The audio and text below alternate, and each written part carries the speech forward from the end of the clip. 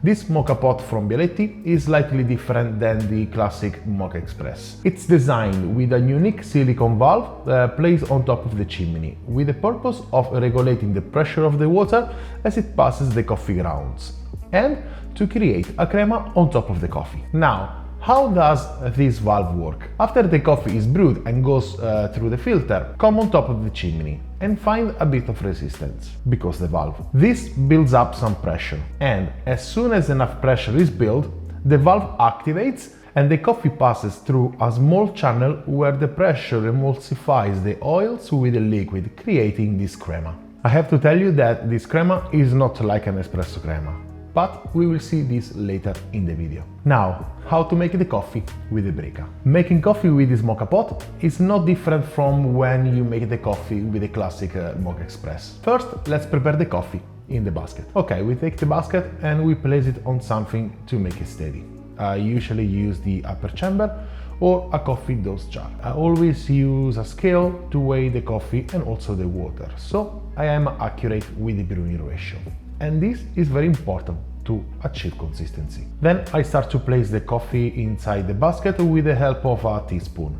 This is a 2 cups Brikka basket and can hold around 19 grams, but that depends also on the density of the coffee. For example, if you use a dark roast coffee, you will probably fill 17 or 18 grams. Instead, for a light roast coffee, you can fill 20 grams or sometimes even 21. That's because dark roast coffee has less density. So the same weight compared to a light roast coffee occupy more volume, and a light roast coffee instead occupies less volume because it has more density. After we place the grounds in the basket, we need to distribute well. Just tap on the side of the basket and on the table without pressing or leveling the coffee, or use a WDT distribution tool if you have one. That can be helpful. Now the coffee in the basket is ready.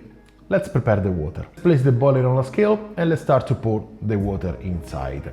Remember to always use filtered water when you make your coffee. Always fill up the chamber below the safety valve. In case of the Brikka, I actually suggest to pour the water a bit more lower than the safety valve. And the reason is because when the coffee comes out from the valve, it comes with a high pressure. And if the level of the coffee in the upper chamber is very high, this pressure can push some liquid outside the pot, making a mess on the stove. This happened to me already at the beginning, and by reducing the quantity of water in the lower chamber, I eliminated this problem.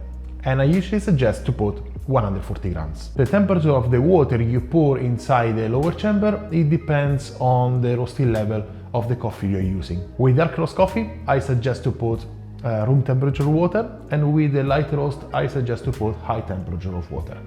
Never boiling water, but usually around 80-85 degrees Celsius. And if it's too high, that the coffee becomes too over extracted, I usually decrease this temperature by 10 degrees, so around 70-75. Now the water is ready. Let's assemble the moka together and place it on the stove. As I always suggest, place the pot on the smaller hob at low heat in case of a gas stove. In case of an induction hob, you need a heat diffuser adapter for induction, because the Brikka is made of aluminum. And also remember to put the power at medium low. Always remember to keep the lid closed because the pressurized coffee can go out. I actually like the idea of having a hole on top to control the flow. I wish they make it also on the Moka Express. When the coffee will come out from the chimney, it will come out pretty fast. At first the liquid will be more dense, so it will do a bit of resistance and it will come out fast but not so much powerful. But as it comes out, it gets less dense,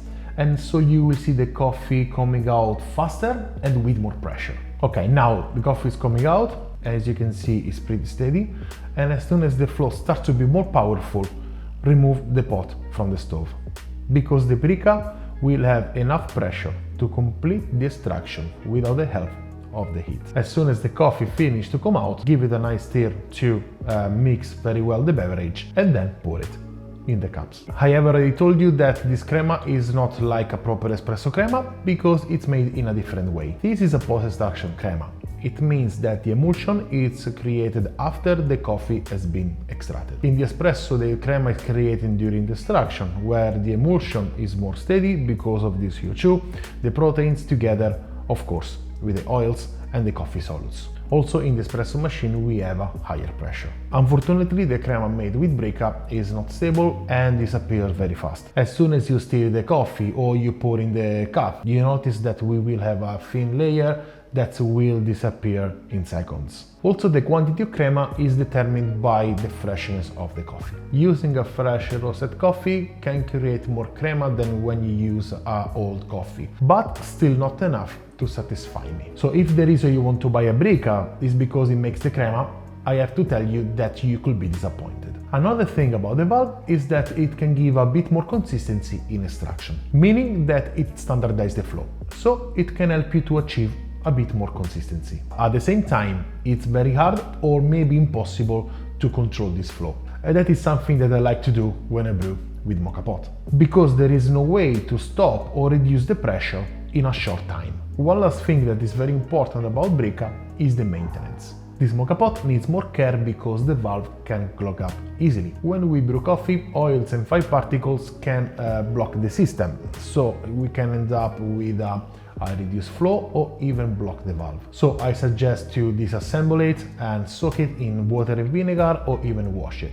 Basically, taking care of it like you taking care of your entire Moka pot. Okay, now my conclusion. I like the idea of the Brikka with the valve to make the crema like an espresso, but I think it's not enough. Also remember that crema on Moka is not a requirement, so if there is no crema, no problem. Moka is not espresso, it's different. I like how the Moka is built, I find it very solid, I like the design, I also really like the hole on top to control the coffee flow. The valve is a good idea to standardize the coffee flow, but very hard to control in case you want to stop or reduce extraction, and also it needs more maintenance. Now I want to hear from you. If you have a Brikka, what do you think about it? For those who wanted to buy the Brikka and watch this video to get more information or answer, what are your thoughts now? Let me know by dropping a comment in the section below. Thank you very much for watching. I hope this video helped you to understand more about the Moka pot Bialetti Brikka, and I hope to see you in my next videos. And in the meantime, I wish you a wonderful day and delicious coffee. Ciao!